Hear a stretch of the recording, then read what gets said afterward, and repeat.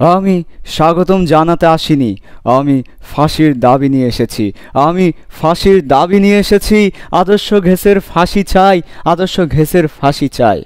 দর্শক, আপনারা অবগত আছেন তৃতীয় বিশ্বের অন্যতম প্রেক্ষাপটে চুরি, ডাকাতি, বাটপারি, ছলে বলে কৌশলে অনেকে রাতারাতি পার পেয়ে গেল, পার পাওয়া যাবে না ফিজিক্সের জগতে। দর্শক, বিগত পর্বে, বিগত ক্লাসে আদর্শ ঘেঁষের জন্য আমরা অনেক কিছুই জোর করে ধরে নিয়েছিলাম, কিন্তু বাস্তব জগতে এভাবে জোর করে ছলে বলে কৌশলে চুরি, ডাকাতি, বাটপারি করে ধরা যাবে না। দর্শক, আপনারা অবগত আছেন বিগত ক্লাসে আমরা ধরে নিয়েছিলাম আদর্শ ঘেঁষসমূহের অণুসমূহের আয়তন নগণ্য। পাত্রের তুলনায় তাদের আয়তনটাকে আমরা বাদ দিয়েছিলাম, কিন্তু আসলে কি বাদ দেওয়া যাবে? বাস্তব জগতে তাদের আয়তন যতই হোক বাদ দেওয়া যাবে না। দর্শক, বিগত ক্লাসে আদর্শ গ্যাসের ক্ষেত্রে আমরা ধরে নিয়েছিলাম একটা অণু আরেকটা অণুকে কোনো আকর্ষণ বিকর্ষণ করে না, কিন্তু বাস্তবে তারা আকর্ষণ বিকর্ষণ করে। সো এই যে আদর্শ গ্যাসের ক্ষেত্রে আমরা জোর করে অনেক কিছুই ধরে নিয়েছিলাম, কিন্তু আসলে সেটা একটাও সত্য ছিল না। তাহলে বাস্তবে কি হচ্ছে, বাস্তবে কি ঘটছে, বাস্তবে কি দেখা যাচ্ছে, সেটা আজকে আমরা চোখ দিয়ে দেখব। আজকে আমরা কাঠগড়ায় দাঁড় করিয়ে দিলাম দুই আসামিকে, একটা আদর্শ ঘ্যাস আর একটা বাস্তব ঘ্যাস। প্রশ্ন বিবেকের কাছে, প্রশ্ন আপনার কাছে, কে আসামি আর কে এখানে পার পেয়ে যাবে সেটা আজকে দেখবো আমরা। সো আজকে আমরা শুরু করে দিব বাস্তব ঘ্যাস এবং আদর্শ ঘ্যাস। বাস্তবে আসলে কি হয় আর আমরা আসলে আদর্শ ঘ্যাসের ক্ষেত্রে কি ধরে নিয়েছিলাম সে ব্যাপারটা আজকে দেখবো। সো আর কথা না বাড়িয়ে শুরু করা যাক। ওকে, শুরু করি। প্রথমেই আসো, আদর্শ ঘ্যাস বললেই আমাদের মাথায় চলে আসে একটা সমীকরণের পোকা। সেই পোকার নাম হচ্ছে পি ভি সমান এন আর টি। জানতে হবে, মানতে হবে, বাঁচতে হলে জানতে হবে, মানতে হবে। কি জানতে হবে আর কি মানতে হবে দেখো ভালো করে। জানতে হবে এই যে আদর্শ ঘ্যাস সমীকরণে পি বলতে কি বোঝাচ্ছে, বি বলতে কি বোঝাচ্ছে, তাদের পরিচয় কি সেটা জানতে হবে। যদি তুমি কি করতে চাও, তুমি বাস্তবটা বুঝতে চাও, উপলব্ধি করতে চাও, তাহলে চলো আমরা একটু বোঝার ট্রাই করি অন্তর্চক্ষু দিয়ে পি বলতে কি বোঝায়, ভি বলতে কি বোঝায় সেটা। প্রথমেই বলে রাখি, পি বলতে বোঝাচ্ছে গ্যাসের অণু পাত্রের দেয়ালে যে চাপ দিচ্ছে সেটা। আমি আগে বাংলাটা লিখে ফেলি, গ্যাসের অণু পাত্রের দেয়ালে, গ্যাসের অণু পাত্রের দেয়ালে, গ্যাসের অণু পাত্রের দেয়ালে। জিকির করতে পারো মনের শান্তির জন্য, গ্যাসের অণু পাত্রের দেয়ালে যে চাপ দিচ্ছে, যে চাপ দিচ্ছে, যে চাপ দিচ্ছে সেটাই হচ্ছে পি। তাহলে যদি সেটা ফিল করতে হয় তাহলে নিচে একটা চিত্র আঁকবো, চিত্রের মধ্যেই যত ফিলিংস। তাহলে দেখো এখানে একটা গ্যাসের অণু আছে, এখানে একটা গ্যাসের অণু আছে। এই গ্যাসের অণু পাত্রে একটা চাপ দিচ্ছে, পাত্রে একটা বল দিচ্ছে। এই বল, এই চাপ, এটাকে আমরা বলছি পি। তাহলে গ্যাসের অণু পাত্রের দেয়ালে যে চাপ দিচ্ছে সেটাকে আমরা ধরে নিয়েছি পি, সেটাকে আমরা বলছি পি, প্রেশার। জানতে হবে ভি মানে কি বোঝাচ্ছে এখানে। ওকে, জেনে আসি চলো। ভি বলতে এখানে যেটা বোঝাচ্ছে সেটা হচ্ছে গ্যাসের অণু, গ্যাসের অণু পাত্রের মধ্যে কতটুকু খালি জায়গায় ঘুরে বেড়াতে পারে। তাহলে কি বললাম, গ্যাসের অণু, কার অণু, আমার তোমার নয়, গ্যাসের অণু।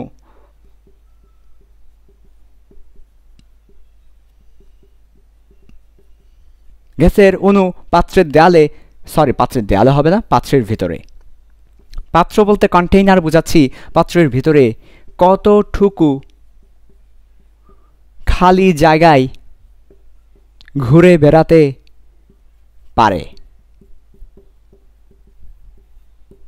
সেটাকে বলছি ভি। তার মানে মনে রাখো, মনে রাখো, তুমি মনে রাখো, এই যে দেখো, এই যে এটা হচ্ছে একটা পাত্র, এটার আয়তনকে আমরা ভি ধরে নিয়েছি, এটাকে আমরা ভি বলছিলাম। কিন্তু না, এর মধ্যে যদি একটা অণু থাকতো তাহলে এই অণু পুরো ভি আয়তন ঘুরে বেড়াতে পারতো, তখন তার জন্য ভি হতো। কিন্তু এখানে তো আর অণু একটা না, এখানে তো অনেক অণু আছে। অনেক অণু থাকার কারণে ওই অণুর ওইখানে তো আর সে যেতে পারছে না। তাহলে ফ্রি স্পেস, একটা অণু যেটুকু ফ্রি স্পেস পায় ঘুরে বেড়ানোর জন্য সেটাই হচ্ছে আসলে ভি। তাহলে ভি বলতে কি বোঝায়? ভি বলতে বোঝাচ্ছে একটা গ্যাসের অণু পাত্রের ভিতরে কতটুকু খালি জায়গা জুড়ে ঘুরে বেড়াতে পারে। একটা গ্যাসের অণু পাত্রের ভিতরে কতটুকু খালি জায়গা জুড়ে ঘুরে বেড়াতে পারে। তার মানে available free space, available free space, available free space. যেমন ফর এক্সাম্পল আমাদের ঘরের মধ্যে, আমাদের রুমের মধ্যে দেখা যায় এক জায়গায় একটা খাট আছে, আরেক জায়গায় চেয়ার আছে, আরেক জায়গায় টেবিল আছে, আরেক জায়গায় আলমারি আছে, আরেক জায়গায় বুক সেলফ আছে। সো এই জায়গায় কিন্তু আমরা হাঁটতে পারবো না, ঘুরে বেড়াতে পারবো না। এছাড়া যে জায়গাগুলো থাকে ওইটাতে আমরা হাঁটতে পারি, ঘুরে বেড়াতে পারি, ওইটাই হচ্ছে অ্যাভেইলেবল ফ্রি স্পেস। তাহলে একটা পাত্রের মধ্যে অনেকগুলো গ্যাস অণু থাকার কারণে ওই জায়গাগুলোতে গ্যাসের অণুরা যেতে পারে না, ঘুরে বেড়াতে পারে না ফ্রিলি। তাহলে যেটুকু জায়গা জুড়ে তারা ফ্রিলি ঘুরে বেড়াতে পারে, অ্যাভেলেবল ফ্রি স্পেস, ওইটাকে বলছি ভি। গ্যাসের অণু পাত্রের ভিতর কতটুকু খালি জায়গা জুড়ে ঘুরে বেড়াতে পারে। আর পি বলতে গ্যাসের অণু পাত্রের দেয়ালে যে চাপ দিচ্ছে সেটা, পাত্রের দেয়ালে যে চাপ দিচ্ছে সেটা পি। তাহলে P V nRT, P V সমান এনআরটি, এটা হচ্ছে আদর্শ গ্যাস। এবার আমরা দেখব বাস্তবে কি হচ্ছে, বাস্তবে কি হচ্ছে এবার সেটা আমরা দেখব। সো আসো বাস্তবে কি হচ্ছে। বাস্তবে আমি বলিনি তুমি আসনি, আসনি, বাস্তবে আসনে, দেখো এবার দেখো বাস্তবে, এখন তো বাস্তবে, আমার স্বপ্নে কেন আসনি, এখন স্বপ্নে না, এখন বাস্তবে আসো, তুমি বাস্তবে আসো, আসো খেলবো, বাস্তবে খেলবো, আসো, এ খেলা ওই খেলা না। তাহলে দেখো বাস্তবে কি হচ্ছে সেটা দেখো। এই যে একদম একদম সহজেই বোঝা যাচ্ছে, একটা আজকে হয়েছে বাচ্চা, একটা নবজাতককে যদি জিজ্ঞেস করি সেও আসলে এই ব্যাপারটা ধরতে পারবে, একটা ভুল সে ধরতে পারবে। দেখো আমরা কিন্তু ধরে নিয়েছিলাম যে গ্যাসের অণুসমূহের কোনো আয়তন নেই, ফলে গ্যাসের অণুসমূহের আয়তন না থাকার কারণে আমরা ধরে নিয়েছিলাম যে গ্যাসের অণুসমূহের আয়তনকে বাদ দিয়ে ওই পুরো পাত্রের আয়তন জুড়েই সে ঘুরে বেড়াতে পারবে, এটা আমরা ধরে নিয়েছিলাম। কিন্তু এটা একটা মারাত্মক ভুল কথা। দেখো তোমরা একটু ভালো করে, এটা মনে করো একটা গ্যাসের পাত্র, এটা হচ্ছে গ্যাসের পাত্র বা সিলিন্ডার, বা এটাকে আমরা বলতে পারি আমাদের কি বলতে পারি, কন্টেইনার, রাইট, কন্টেইনার বা সিলিন্ডার, কন্টেইনার, পাত্র। সো এখানের মধ্যে যদি একটা অণু থাকতো তাহলে সে ভি আয়তন পেত, সে ভি আয়তন পেত কিসের জন্য, for free moving, for free moving, freely move করার জন্য সে ভি আয়তন পেত যদি এখানে একটা অণু থাকতো। বাট এখানে অনেকগুলো অণু আছে, অনেকগুলো অণু, অনেক অনেক অনেক অনেক অনেক অণু আছে, অনেক অনেক অণু আছে এখানে, ফলে সে অবশ্যই ভি স্পেসটা পাবে না ফ্রি মুভিংয়ের জন্য। তাহলে ডেফিনেটলি আমরা যেখানে ভি ধরে নিয়েছি, এই ভি তো ছিল পাত্রের আয়তন, তার মানে আমরা ধরে নিয়েছিলাম গ্যাসের অণু পুরো পাত্র জুড়ে ঘুরে বেড়াতে পারবে, কিন্তু এটা একটা ভুল ছিল। তাহলে আমরা ধরে নিয়েছিলাম, আমরা লিখছি কথাটা, আমরা আইডিয়াল গ্যাসের ক্ষেত্রে, আইডিয়াল গ্যাসের জন্য ধরে নিয়েছিলাম, আইডিয়াল গ্যাসের জন্য ধরে নিয়েছিলাম পুরো পাত্র জুড়ে, মানে কন্টেইনার জুড়ে, পুরো পাত্র জুড়ে, ভি আয়তন জুড়ে, কি বলতে পারি, ভি আয়তন জুড়ে আমরা ধরে নিয়েছিলাম পুরো পাত্র জুড়ে, ভি আয়তন জুড়ে গ্যাসের অণু।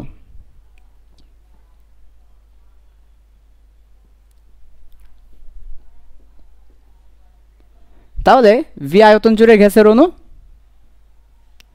ঘুরে বেড়াতে পারে, এটা আমরা আইডিয়াল গ্যাসের জন্য ধরে নিয়েছিলাম। কিন্তু বাস্তবে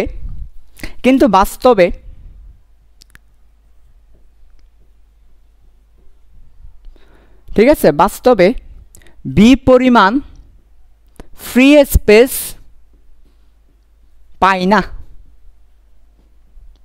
তাহলে বাস্তবে কিন্তু বি পরিমাণ ফ্রি স্পেস পাচ্ছে না, আরও কম, ঠিক আছে, বি থেকে আরও কম পাই,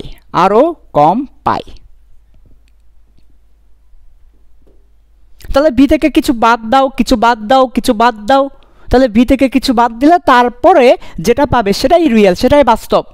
তাহলে বাস্তবে যেটা হবে, বাস্তবে কি হবে দেখো, তাহলে বি বাস্তবে হবে, বি যেটা ধরে নিয়েছিলাম পাত্র, বি পাত্র, A B cylinder, B container, এখান থেকে কিছু বাদ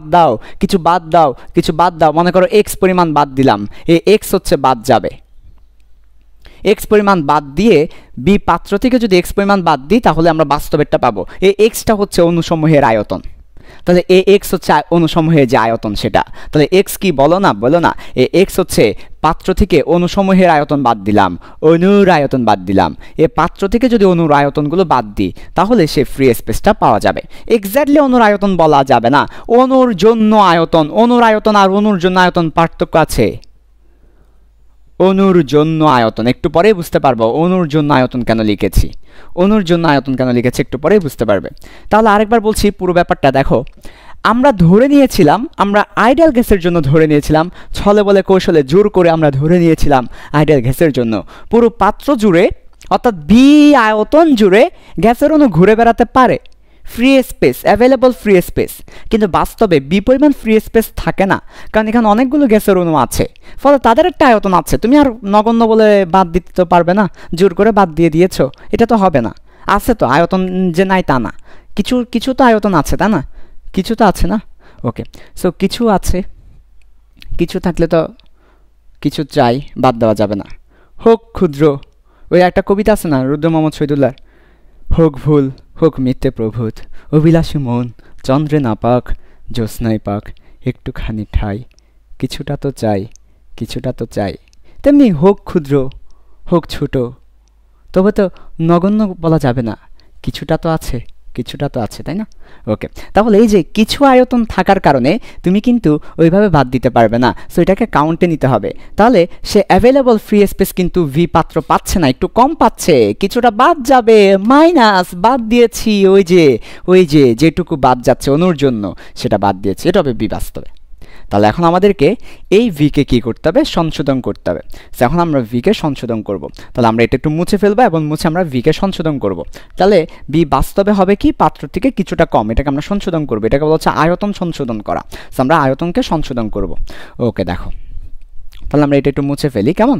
এটা একটু মুছে আমরা একটু ওই এক্স এর মানটা বের করবো আর কি। এখন আমাদেরকে ওই অর্থাৎ কী পরিমাণ বাদ যাবে, অনুর জন্য কী পরিমাণ বাদ যাবে সেটা আমাদেরকে বের করতে হবে। তাহলে চলো অনুর জন্য কী পরিমাণ বাদ যাবে সেটা একটু আমরা দেখে আসি। ওকে চলো, তাহলে এটাও মুছে ফেলি, এটাও হয়তো লাগছে না, এটাও মুছে ফেলি। তাহলে আমরা আয়তন সংশোধন করব। আচ্ছা, তাহলে আসো বাস্তবে কী পরিমাণ আয়তন বাদ দিতে হবে সেটা আমরা বের করব, অর্থাৎ এক্স এর মানটা বের করবো আমরা এখন ওই এক্স এর মানটা বের করব। তাহলে দেখো আমরা আগেই একটু লিখে রাখি, বি বাস্তবে যেটা হবে সেটা হচ্ছে বি পাত্র যেটা ধরেছি সেখান থেকে কিছু বাদ যাবে, এই যে এক্স পরিমাণ বাদ যাবে অনুর জন্য, এই যে এক্স পরিমাণ, এক্সকে বের করব, এখন এক্সকে বের করব। তাহলে এখন আমরা কি করতে যাচ্ছি বলো তো? আমরা এখন এক্সকে বের করতে যাচ্ছি। আচ্ছা, তাহলে চলো এক্সকে যে বের করবো আমাকে বুঝতে হবে যে এক্সকে কীভাবে বের করা যায়, সে ব্যাপারটা একটু বুঝতে হবে। এক্সকে বের করবো, সে এক্সকে কীভাবে বের করা যায় সেটা একটু বুঝতে হবে। আচ্ছা, তাহলে চলো দেখো, ফার্স্ট অফ অল একটা গ্যাসের অণু আছে এখানে, মনে করো ওই গ্যাসের অণুটা আরেকটা গ্যাসের অণুর সাথে কলিশনে লিপ্ত হলো বা সংঘর্ষে লিপ্ত হলো, আরেকটা গ্যাসের অণুর সাথে সংঘর্ষে লিপ্ত হলো, কলিশন। তাহলে তাদের মধ্যে একটা কলিশন হচ্ছে, সংঘর্ষ হচ্ছে। কারণ আমরা জানি, সবসময় মনে রাখবে, একটা গ্যাসের অণু আরেকটা গ্যাসের অণুর সাথে সবসময় কোনো না কোনো সংঘর্ষে লিপ্ত থাকে, প্রত্যেকটা গ্যাসের অণু আরেকটা গ্যাসের অণুর সাথে সংঘর্ষে লিপ্ত থাকে। আচ্ছা, তাহলে এই যে দেখো একটা গ্যাসের অণু আরেকটা গ্যাসের অণু, তো একটা গ্যাসের অণু যখন আরেকটা গ্যাসের অণুর সাথে সংঘর্ষে লিপ্ত হয় তখন তৃতীয় একটা গ্যাসের অণু কিন্তু তাদের এই জায়গাগুলোতে আর আসতে পারে না, কারণ এই জায়গাগুলো আর অ্যাভেলেবল থাকে না। দেখো এই জায়গাতে গ্যাসের অণু কিন্তু নাই, এই যে এই জায়গা আমি যেটাতে দাগ দিচ্ছি এখানে দেখো কোনো গ্যাসের অণু নাই, এই গ্যাসের অণুগুলা কিন্তু নাই, কিন্তু এই জায়গাতে নতুন কোনো গ্যাসের অণু আসতেও পারে না। তাহলে এই জায়গাতে গ্যাসের অণুরা নাই, এই দুটো অণু কিন্তু এই জায়গাতে নেই, উপরের জায়গাতে নেই, কিন্তু নতুন কোনো গ্যাসের অণু এই জায়গাতে আসতে পারে না, কারণ দেখো না এইটার কারণে ঢুকতে পারে না আর কি, তাই না?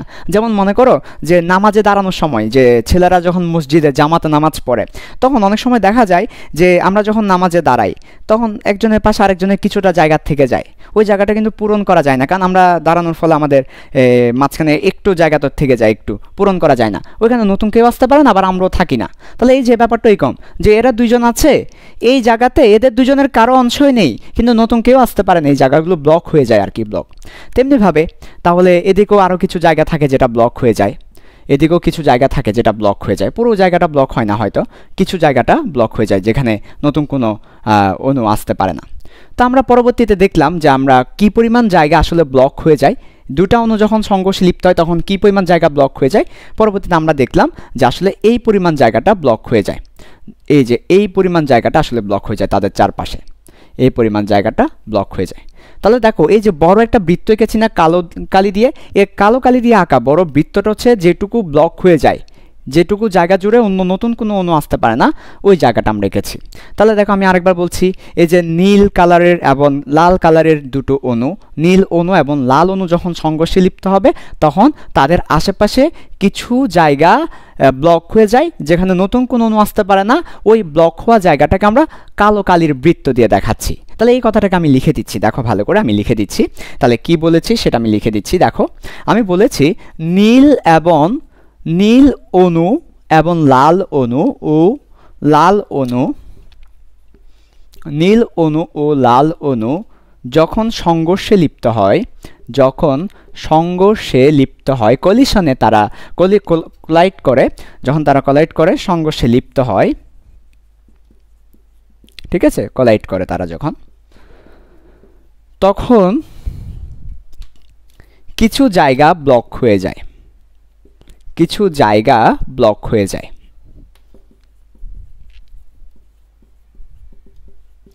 যেখানে নতুন কোনো অণু আসতে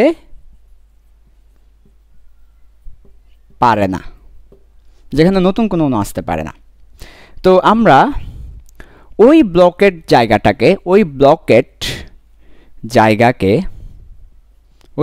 করা জায়গাকে কি দিয়ে দেখাচ্ছি? কালো বৃত্ত দিয়ে দেখাচ্ছি। ওই ব্লকের জায়গাটাকে আমরা দেখাচ্ছি। তাহলে এই কালো বৃত্তটা হচ্ছে যেটুকু জায়গায় অন্য কোনো নতুন অণু আসতে পারে না, ওই অন্য কোনো নতুন কোনো অণু আসতে পারে না, ওই জায়গাটা আমরা দেখাচ্ছি। তাহলে নীল অণু এবং লাল অণু যখন কোলাইড করে সংঘর্ষে লিপ্ত হয় তখন এই জায়গা জুড়ে কোনো অণু আসতে পারে না। তাহলে দেখো তো এই পুরো বৃত্তের এখন আমরা একটু কি বের করব? ভলিউমটা বের করব। এই পুরো বৃত্তের ভলিউমটা বের করব। তো আসলে আমরা দেখতে পাচ্ছি যে এটার ব্যাসার্ধ আর অবশ্য অণুগুলা দেখতে প্রায় সেম, কাজে এটারও ব্যাসার্ধ আর হবে সেম অণু, এটা আর হবে। তা আমরা যদি একটু কেয়ারফুলি চিন্তা করি তাহলে আসলে দেখা যাবে যে এই যে এখান থেকে কেয়ারফুলি চিন্তা করলে দেখা যাবে, তাহলে এটা হবে বাকি আর, এটাও হবে বাকিটা আর।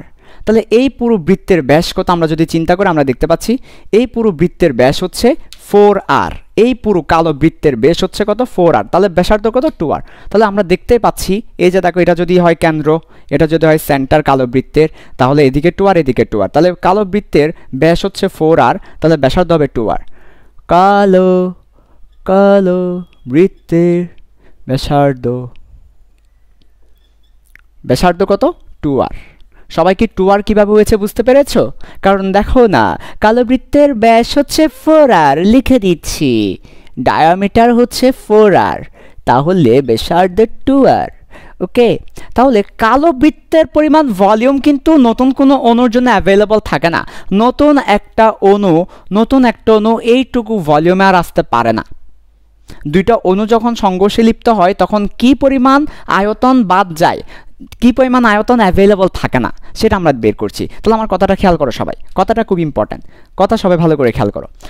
দুটি অণু যখন সংঘর্ষে লিপ্ত হয়,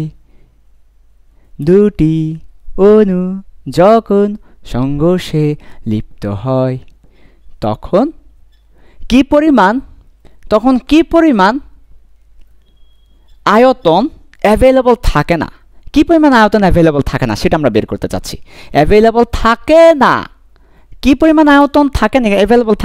এক্সক্লুডেড হয়ে যায়, কি পরিমাণ আয়তন এক্সক্লুডেড হয়ে যায় সেটা আমরা বের করতে চাচ্ছি। তাহলে কি পরিমাণ আয়তন এক্সক্লুডেড হয়ে যায়? এই কালো বৃত্তের সমান আয়তন এক্সক্লুডেড হয়ে যায়। তাহলে অ্যাভেলেবল থাকে না কতটুকু? দেখো, অ্যাভেলেবল থাকে না সমান কালো বৃত্তের সমান জায়গা অ্যাভেলেবল থাকে না। তাহলে দুটো অণু যখন সংঘর্ষে লিপ্ত হয় তখন কালো বৃত্ত সমান জায়গা অ্যাভেলেবল থাকে না। সো আমাকে কালো বৃত্তের কি বের করতে হবে? ভলিউমটা বের করতে হবে। সো দেখো, কালো বৃত্তের ভলিউম হচ্ছে তাহলে আয়তন, কালো বৃত্তের আয়তন কত?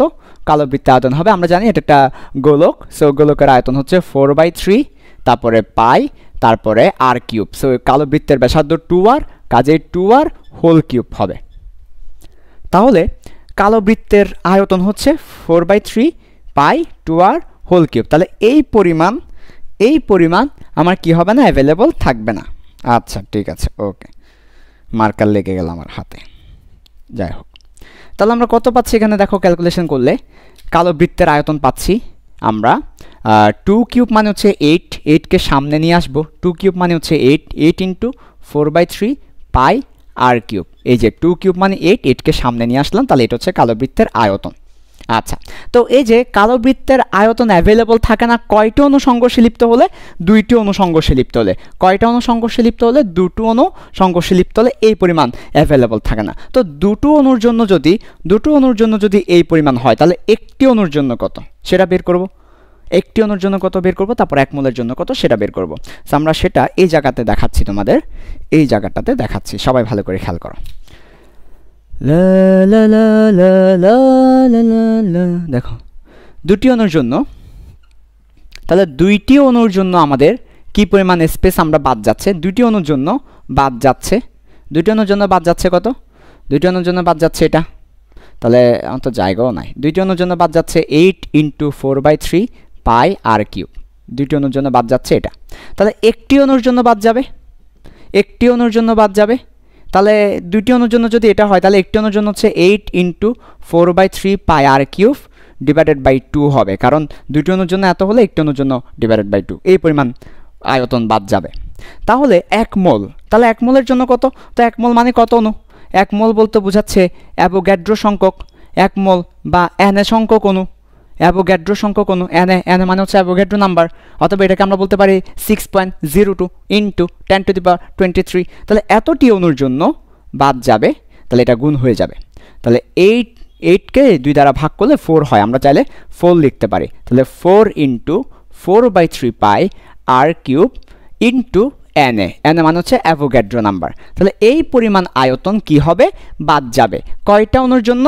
1 মোল অণুর জন্য, অথবা অ্যাভোগাড্রো সংখ্যক অণুর জন্য এই পরিমাণ আয়তন কি হবে? বাদ যাবে। 1 মোলের জন্য এই পরিমাণ বাদ যাবে। ঠিক আছে? আচ্ছা, তাহলে আমরা বুঝতে পেরেছি আমরা যে পাত্র ধরেছিলাম ওইখান থেকে কি পরিমাণ বাদ দিতে হবে? আমাদের এই পরিমাণ বাদ দিতে হবে, কারণ এই পরিমাণ ফ্রি স্পেস কিন্তু পাবে না। কয় মোলের জন্য? তাও আবার 1 মোলের জন্য। যদি n সংখ্যক মোলের জন্য হয়, আবার n গুণ করতে হবে। তো আমরা একটু সেই ব্যাপারটা লিখব। আশা করি এই ব্যাপারটা সবাই বুঝতে পেরেছো। তারপর আমি একবার সামারি দিচ্ছি, সবাই ভালো করে খেয়াল করো। একটা নীল অণু যখন একটা লাল অণুর সাথে সংঘর্ষ হবে, অর্থাৎ একটি অণু যখন আরেকটি অণুর সাথে সংঘর্ষ হবে, দুটি অণুর মধ্যে যখন সংঘর্ষ হবে, কলিশন বিটুইন 2 মলিকুলস, তখন আসলে দেখা যাবে কিছু জায়গা ব্লক হয়ে যায়, যেখানে অন্য নতুন কোনো অণু আসতে পারে না। ফলে ওই ব্লক জায়গাটাতে নতুন কোনো অণু আসতে না পারার কারণে নতুন একটা অণুর জন্য ওই জায়গাটা কি হয়ে যায়? বাদ যায়। তাহলে দুটি অণুর জন্য আমাদের বাদ যাচ্ছে এই পরিমাণ জায়গা, এই কালো বৃত্ত। তো কালো বৃত্তের ব্যাস হচ্ছে 4r, ব্যাসার্ধ হচ্ছে 2r, সো ভলিউম হচ্ছে কত? 8 into 4/3 pi r cube. So কালো বৃত্তের জন্য কালো বৃত্তের আয়তন বাদ যাচ্ছে, তাহলে 2টি অণুর জন্য বাদ যাচ্ছে আমাদের এই আয়তন। এখানে কিন্তু দুটি অণু সংঘর্ষ, সো 2টি অণু সংঘর্ষের জন্য বাদ যাচ্ছে এই পরিমাণ আয়তন। তাহলে একটি অণুর জন্য বাদ যাবে এত, তাহলে 1 মোল অণুর জন্য বাদ যাবে এত। তাহলে এই পরিমাণ আয়তনটা বাদ যাচ্ছে বাস্তবে, তাহলে বাস্তবে এই পরিমাণটা বাদ দিব। তাহলে আমরা একটু চলো লিখি, এবার এই ব্যাপারটা দেখাই তোমাদেরকে। এটাকে বলা হচ্ছে আয়তন সংশোধন। আচ্ছা, ঠিক আছে, তাহলে দেখো। ওকে,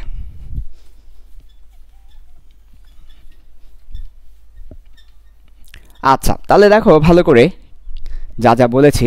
সো বাস্তবে যেটা হয়, বাস্তবে হচ্ছে বি পাত্র, যেটাকে আমরা ভি ধরে নিয়েছিলাম, মাইনাস বাদ যাবে হচ্ছে ওই যেটুকু দেখেছি সেটা। তো এটা কত ছিল? এটা ছিল 4 into 4/3 pi r cube into Na। এইটা বাদ যাবে 1 মোলের জন্য। তাও আবার কত? এটা হবে বি বাস্তবে এটাই হবে বি বাস্তবে, এবং এটা হবে ফর 1 মোল, ফর 1 মোল, 1 মোলের জন্য হচ্ছে এটা হবে। ঠিক আছে? তো আমরা এই যে এটা দেখো, 4 হচ্ছে একটা কনস্ট্যান্ট, তারপর হচ্ছে 4 হচ্ছে একটা কনস্ট্যান্ট, এটাও কনস্ট্যান্ট, এটাও কনস্ট্যান্ট সি। তাহলে এই পুরো জিনিসটা কনস্ট্যান্ট। তুমি দেখো না, অ্যাভোগাড্রো নাম্বার একটা কনস্ট্যান্ট, তুমি দেখো 4/3 পাই আর কিউব একটা কনস্ট্যান্ট, তুমি দেখো যে 4 একটা কনস্ট্যান্ট। তাহলে এই পুরো জিনিসটা হচ্ছে একটা কনস্ট্যান্ট বা ধ্রুবক। সো এই পুরো জিনিসটা একটা কনস্ট্যান্ট অথবা একটা ধ্রুবক। দ্যাট ইজ ওয়াই এই পুরো ধ্রুবককে আমরা একটা হরফ দিয়ে প্রকাশ করতে পারি এই পুরো ধ্রুবককে, এবং এই ধ্রুবকের নাম, এই ধ্রুবককে আমরা যে হরফ দিয়ে প্রকাশ করি সেটা হচ্ছে আসলে বি, তাহলে এটাকে আমরা বি দ্বারা প্রকাশ করে থাকি। তো এই বিটা হচ্ছে একটা ধ্রুবক যেটা আয়তন সংশোধন করে দিয়েছে, কারণ দেখো আমার আয়তনে ভুল ছিল, এটা যখন আমি অ্যাপ্লাই করলাম তখন আয়তনটা ঠিকঠাক হলো। আসলে আমার যদি আমরা ভি ধরতাম, ফ্রি স্পেস সমান ভি ধরতাম তাহলে ভুল হতো, এখন এটা দেওয়ার পর জিনিসটা ঠিক হলো। তাহলে এটা হচ্ছে একটা ধ্রুবক বি, এই পুরো জিনিসটাকে আমরা বি ধরে নিলাম, তাহলে আমাদের হবে ভি মাইনাস বি, তো এটাই হচ্ছে বি বাস্তবে। ওকে, আচ্ছা এটা হচ্ছে ফর 1 মোল। তো আমরা একটু করে তোমাকে বলে রাখি, যদি তাহলে বিটা কি, বি হচ্ছে b is equal to 4 into 4/3 pi r cube into N A, এটা হচ্ছে বি এর মান।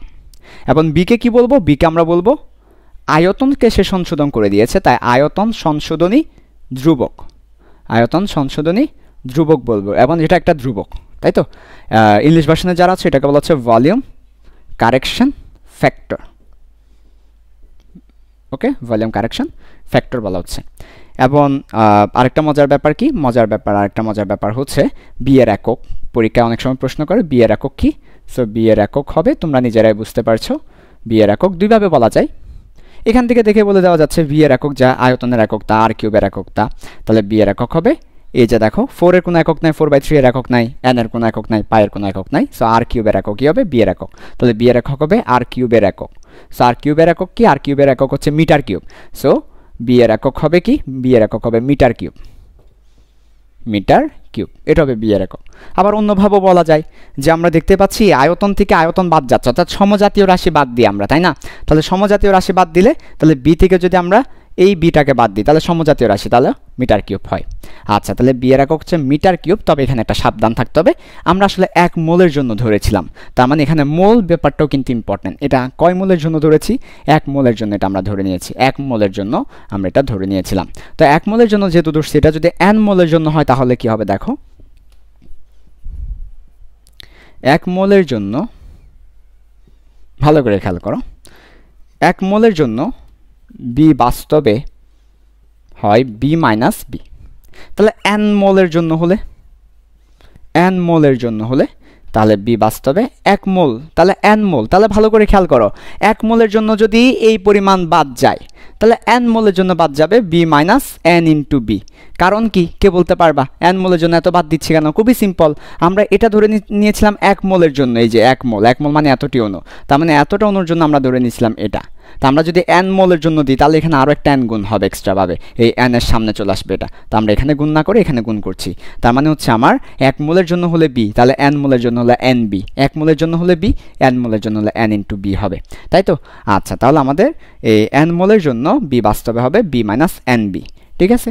আচ্ছা, তো যেহেতু আমরা এখানে পার মোলে হিসাব করছি, বি এর এককটা অবশ্যই পার মোলে হিসাব করা, বি এর এককটা হিসাব করার জন্য আমরা ফর পার মোল মানে 1 মোল, তাহলে ফর 1 মোল বি এর একক হিসাব করছি আমরা 1 মোলের জন্য, পার মোলের জন্য, তাহলে পার মোল এই ব্যাপারটাও নিয়ে আসতে হবে, তাহলে বি এর একক হবে মিটার কিউব পার মোল।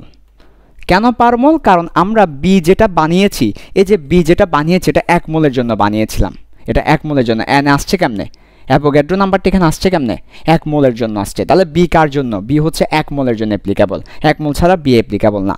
আমরা এখানে এন এ কেন লিখেছি, আমরা এখানে এন এ লিখেছি 1 মোলের জন্য, তাহলে অবশ্যই মাথায় রাখতে হবে, এটা খুব ইম্পর্টেন্ট কনসেপ্ট, বি হচ্ছে 1 মোলের জন্য, বি হচ্ছে 1 মোলের জন্য অথবা পার মোলের জন্য, পার মোলের জন্য। তো যেহেতু বি পার মোলের জন্য, তাই এখানে অবশ্যই পার মোল এই জিনিসটা আসতে হবে, বি হচ্ছে 1 মোলের জন্য, 1 মোলের বেশি হলে বি, তখন ওই গুণ করে দিতে হবে। বি হচ্ছে 1 অণুর জন্য না, 1 অণুর জন্য কিন্তু না, বি হচ্ছে 1 মোল অণুর জন্য, এন সংখ্যক অণুর জন্য বি, 1 অণুর জন্য বি আসবে না, বি আসবে 1 মোলের জন্য, কাজে অবশ্যই বি এর একক লেখার ক্ষেত্রে পার মোল লিখতে হবে, তাহলে বি এর একক হবে আর এর একক ডিভাইডেড বাই পার মোল, প্রতি মোল 1 মোল, তাহলে বি এর একক কি, বি এর একক হচ্ছে মিটার কিউব বাই পার মোল। সবাই আবার বলো বি এর একক কি, বি এর একক হচ্ছে metre cube divided by per mole, b এর একক কি, বি এর একক হচ্ছে metre cube divided by per mole, কারণ বি হচ্ছে পার মোলের জন্য হিসাব করেছি সেই জন্য। আচ্ছা, তাহলে অন্যভাবেও যদি বলতে চাই, অন্যভাবেও বলা যাবে বি এর একক, অন্য আরও একভাবে বি এর এককটা বের করা যাবে, আমরা যদি আরেকভাবে বের করি তাহলে দেখাই তোমাদেরকে, বি এর এককটা আরেকভাবে বের করা যায় সেটাও দেখো।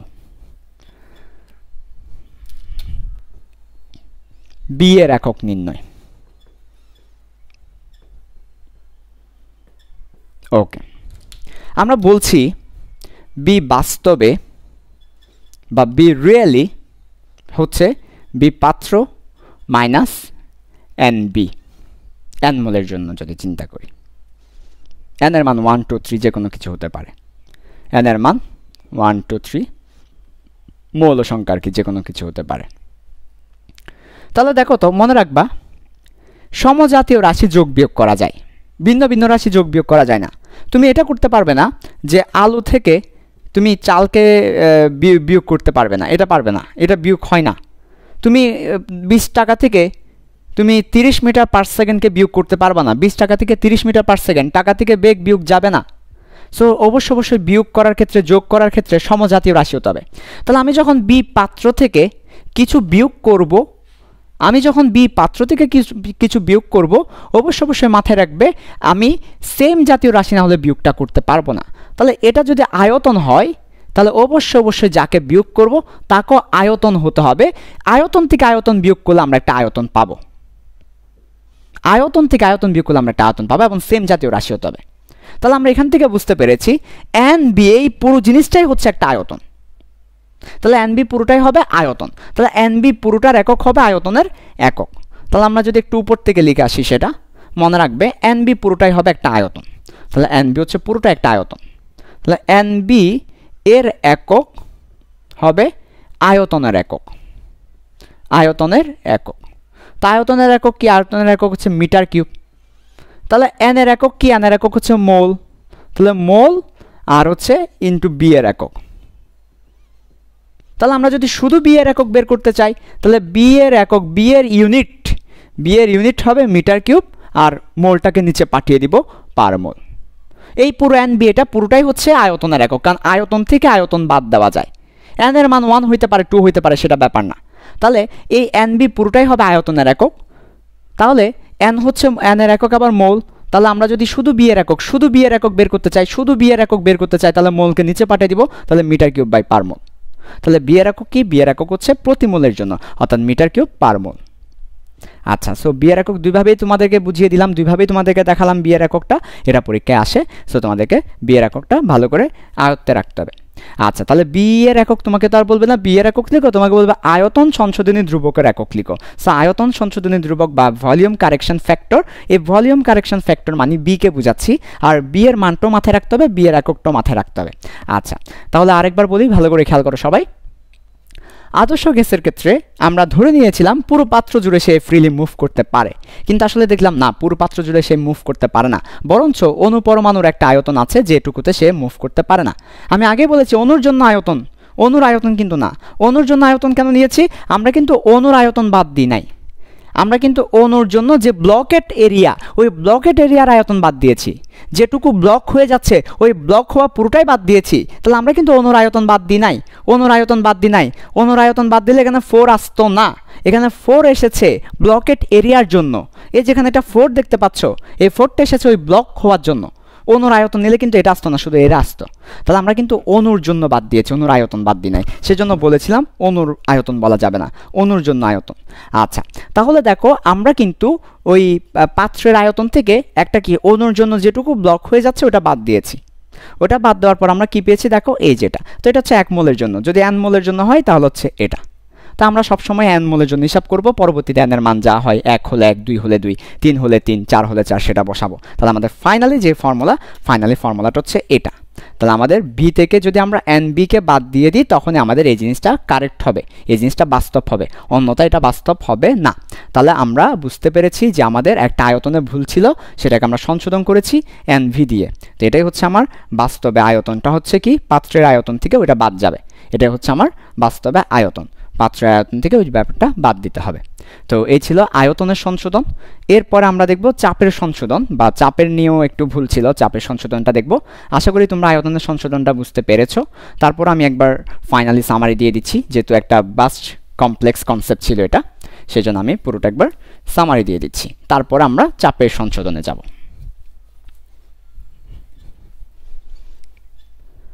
তাহলে পুরোটা যদি একবার বলতে চাই তাহলে হচ্ছে আমরা প্রথমে আদর্শ গ্যাসের ক্ষেত্রে পিভি সমান এনআরটি ধরে নিয়েছিলাম।